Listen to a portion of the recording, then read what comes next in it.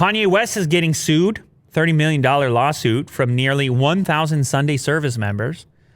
It's funny because when I read this, I was like, wait a sec, it was a whole religious thing. It was a whole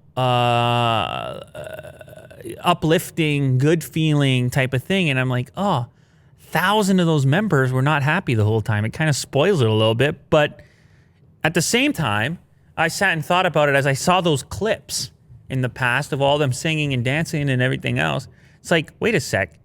Are these people employees? Are they hired? Are they volunteers? Because if you go to a church, no one's getting paid, right?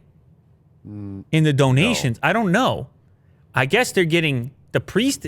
I don't know the economics of the church per se, but I was curious that how he was able to put together these huge groups, these giant choirs, and whether or not it was a business and they were taking donations to pay these people, or how it was all working. But yes, obviously everybody needs to get paid, even if you're working at a church. I know that. I'm just saying I don't know how the structure works out compared to a regular job.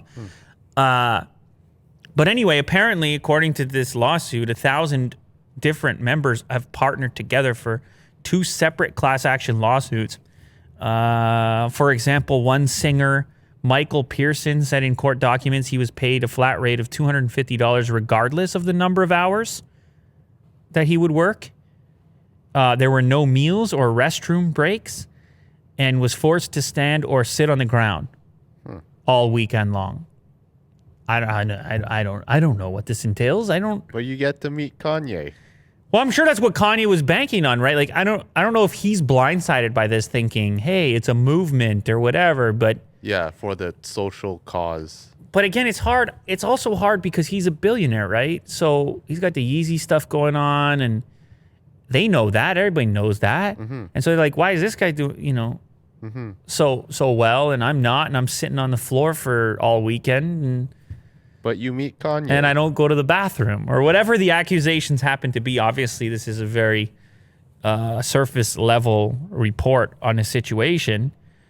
As far as lawsuits are concerned, he's also suing his former intern. Kanye is suing his former intern, separate lawsuit. Ryan Inwards, who shared unauthorized photos of upcoming apparel on his personal Instagram account. He has been sued $500,000, which I would assume is a lot of money for an intern. Yeah. I would assume for putting some Instagram photos out. I would have thought they could have worked that one out a different way. But anyway, maybe it was meant to be malicious.